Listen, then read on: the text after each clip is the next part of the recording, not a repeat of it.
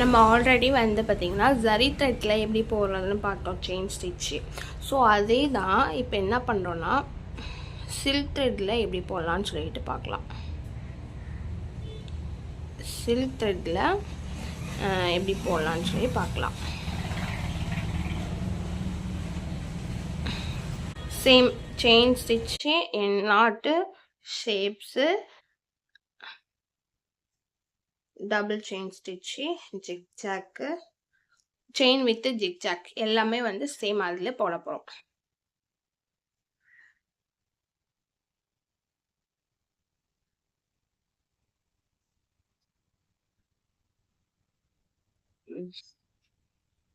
நான் வந்து பார்த்தீங்கன்னா டபுள் பிராண்ட்ஸில் டபுள் பெல்ஸ் சில்க் த்ரெட் வந்து நான் 2 எடுத்திருக்கேன்.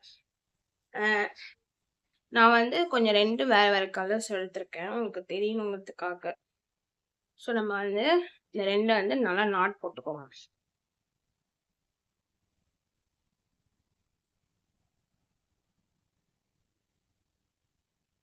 நாட் போட்டு சேம் த்ரெட்டில் நூலை விட்டுருவோம். நீடில் அஸ் யூஷுவல் நம்பர் வந்து 13 தான். ஸோ நம்ம இப்போ போடுறதுக்கு முன்னாடி பேக் செயின் போட்டு ஸ்டார்ட் பண்ணுவோம். சில்க் த்ரெட் போடுறப்ப நம்ம 2 ஸ்டார்ட் பண்ணுவோம்.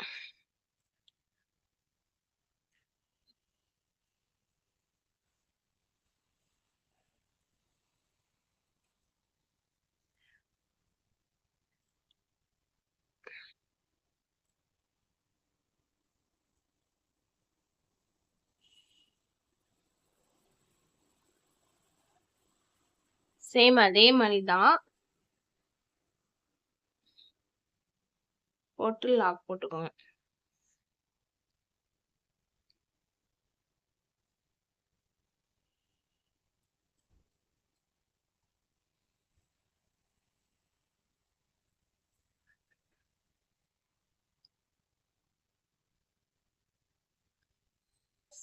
இப்போ என் நாட் வந்து இப்படி போடலான்னு சொல்லி பார்க்கலாம். ஸோ நான் வந்து இப்படி நான் இங்கேருந்து வந்து செயின் ஸ்டிச் வந்து ஸ்ட்ரெயிட்டாக நான் போடுறேன். 1 2 போட்டு நான் பெருசாக ஒரு லூப் எடுத்துட்டு அது வழியாக வந்து அந்த ஆல்ரெடி உள்ள லூப் இருக்கு இல்லையா, அதை பிடிச்சி இழுத்து கீழே எடுத்தா என் நாட் வந்து விழுந்துடும். இந்த மாதிரி சில்க் த்ரெட்டில் போகிறப்ப நூல் கட் ஆகும். ஸோ கட் ஆகாமல் போட்டு ப்ராக்டிஸ் பண்ணுறது தான் நம்மளோட திறமை. மறுபடியும் போகிறேன் பாருங்க. நீடியில் வந்து இப்படி வச்சுக்கோங்க, அப்படியே ரொட்டேட் பண்ணுங்க. பேக் செயின் ஸ்டிச் போட்டு செயின் ஸ்டிச் ஒரு ரொட்டேட் பண்ணும். ரொட்டேட் பண்ணிட்டு இந்த 2 த்ரெட்டையும் சேர்ந்தாப்புல பக்கத்துல குத்தி அப்படியே ஒரு லூப் எடுத்தா செயின் ஸ்டிச் வந்து நாட் வந்து விழுந்துரும். இப்போ இந்த ஷேப்ஸ்ல போடலாம். இப்போ நான் சர்க்கிள், நான் வந்து ட்ரையாங்கிள் போடுறேன். கொஞ்சம் மாற்றி போடலாம். நான் வந்து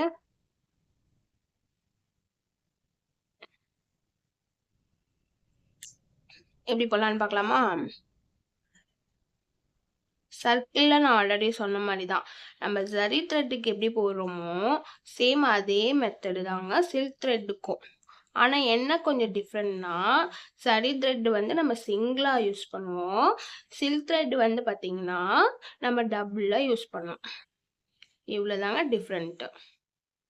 சில்க் த்ரெட் கொஞ்சம் கட் ஆகும் செய்யும். நீங்கள் வந்து ஸ்டார்டிங் பிகினராக இருக்கீங்க, இப்போ தான் நான் வந்து ஆரி ஒர்க்கே இப்போ தாங்க கற்றுக்கிறேன் அப்படின்னா கொஞ்சம் உங்களுக்கு வந்து வராது, இப்படி மாட்டும், கஷ்டமாக இருக்கும், கட் ஆகும்.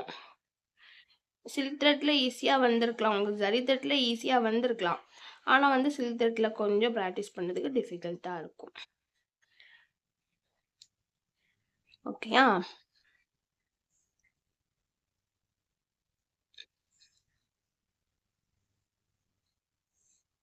எப்போதுமே செயினை வந்து நல்லா போட்டு ப்ராக்டிஸ் பண்ணுங்க. இப்போ எனக்கு ஷார்ப் எட்ஜ் வந்து வரணும். நான் அதுக்காக என்ன பண்ணேன், குட்டியாக இங்கேருந்து இழுக்கிறேன்.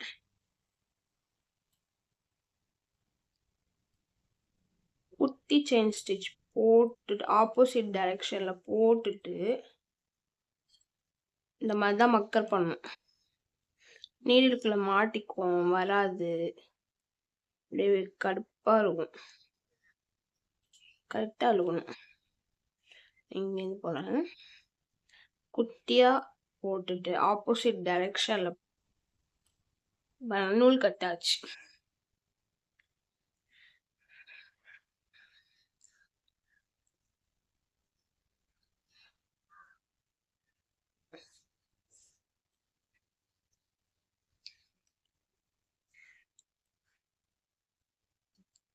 குட்டி செயின் ஸ்டிச் போட்டுட்டு இங்கேருந்து கொண்டு வரேன்.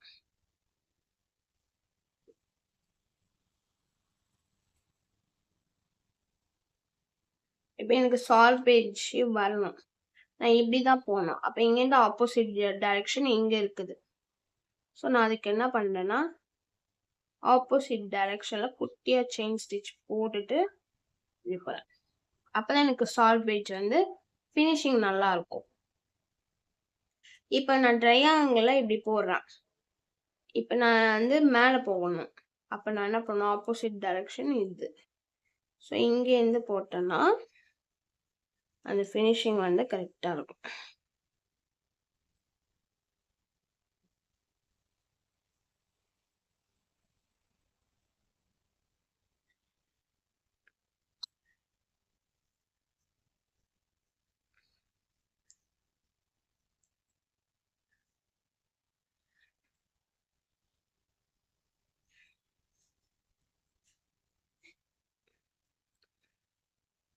முடிக்கிறப்ப இங்கே கொண்டு வரணும்.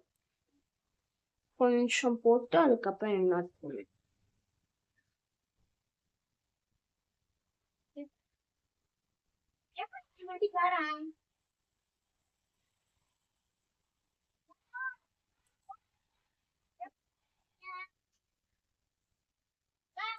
இப்போ இந்த பாக்ஸுக்கு சேம் அதே மெத்தட் தான்.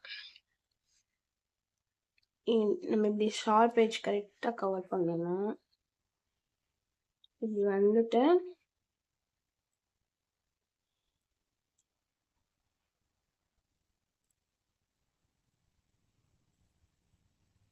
இப்படி போகணும். ஸோ இங்கேருந்து போனோம்னா மேலேருந்து கீழே ஆப்போசிட்ஸ். பொறுமையாக போடுங்க, ரொம்ப அவசரம்லாம் படாதீங்க. டைம் எடுத்து கூட நீங்கள் வந்து ப்ராக்டிஸ் பண்ணுங்க, தப்பு கிடையாது. ஆனால் இதுதான் பேஸ். இதை வச்சு தான் நீங்கள் ஆரி வந்து ஃபுல்லாக கற்றுக்க முடியும். இதை வச்சு தான் ஒரு பீட் கோக்க முடியும். இதை வச்சு தான் மற்ற ஒர்க் எல்லாமே பண்ண முடியும். இது மட்டும் நல்லா தரவாக கற்றுக்கிட்டா ரொம்ப நல்லது.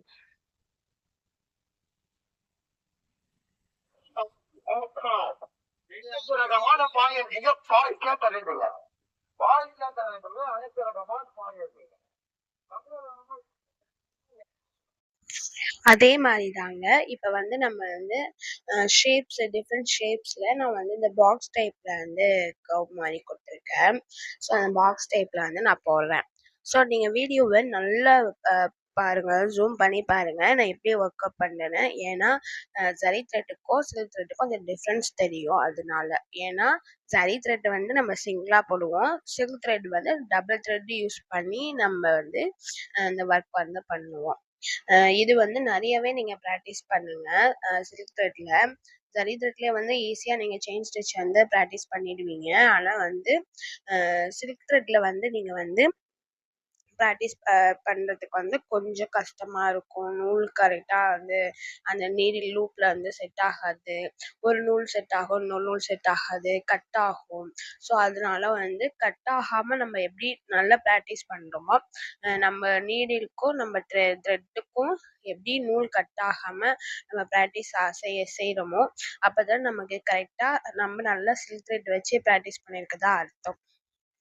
இத வந்து நான் என்னோட ஆன்லைன் ஸ்டூடண்ட்ஸ்க்கும் சரி, ஆஃப்லைன் ஸ்டூடண்ட்ஸ்க்கும் சரி, நான் இந்த சில்க் த்ரெட்ல வந்து நான் நெறைய பிராக்டிஸ் குடுப்பேன். அ இதுக்கு மட்டுமே ஒரு 2 டேஸ் நான் கண்டிப்பா கம்பல்சரி கிளாஸ் வந்து பண்ண சொல்லுவேன். ஏன்னா, இத வச்சு தான் எல்லா ஒர்க்குமே இருக்கு அப்படிங்கிறனால. ஜரி த்ரெட்ல வந்து ஈஸியா வந்துடும். ஆனா சில்க் த்ரெட்ல வந்து கொஞ்சம் கஷ்டப்படுவீங்க. பிகினரா இருந்தீங்கன்னா கொஞ்சம் கஷ்டப்படுவீங்க. ஓகேங்க ஃப்ரெண்ட்ஸ். நம்ம ஆல்ரெடி வந்து பார்த்தீங்கன்னா, ஒ ஜரி த்ரெட் யூஸ் பண்ணி எப்படி வீடியோஸ் போடுறதுன்னு சொல்லிட்டு நான் வந்து ஆட் கார்டில் வைக்கிறேன். அப்புறம் நீடில்ஸ் டைப்ஸ்லாம் நம்ம வந்து ஏற்கனவே நம்ம சொல்லியிருக்கோம். ஸோ என்னென்ன பிராண்ட் நீடில் எது எதுக்கு நம்ம யூஸ் ஆகும் அப்படின்னு சொல்லிட்டு அதுவும் நான் ஆட் கார்டில் வைக்கிறேன். பார்க்காதவங்க நீங்கள் போய் அதை வந்து கிளிக் பண்ணி பாருங்கள். ஏதாவது டவுட்னா கமெண்ட் பாக்ஸில் கமெண்ட் பண்ணுங்கள்.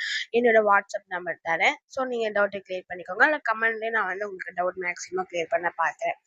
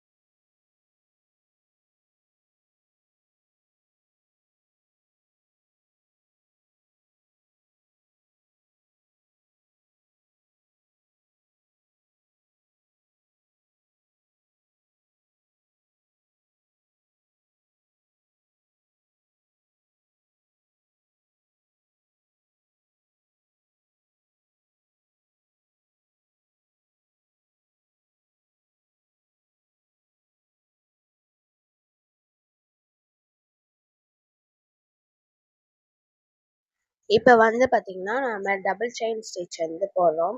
சேம் அதே மாரி தான். நம்ம ஆல்ரெடி ஜரியில எப்படி போட்டிருக்கோமோ, ஸோ அதே மாரி தான் வந்து சில்க் த்ரெட் யூஸ் பண்ணி நம்ம டபுள் செயின் ஸ்டிச் போடுறோம். எல்லாமே வந்து ஆல்ரெடி நம்ம ஜரி த்ரெட்ல ஒர்க் அவுட் பண்ணது தான் ஃப்ரெண்ட்ஸ். அதே தான் நீங்க வந்து த்ரெட் மாத்தி நீங்க போடுறீங்க. அவ்வளோதான் டிஃப்ரெண்ட்டே. இதுக்கும் அதுக்கும் பெரிய வித்தியாசம்லாம் கிடையாது. அதில பிராக்டிஸ் பண்ணத நம்ம சில்க் த்ரெட் வச்சு நம்ம பிராக்டிஸ் பண்றோம். அவ்வளோதான் ஃப்ரெண்ட்ஸ்.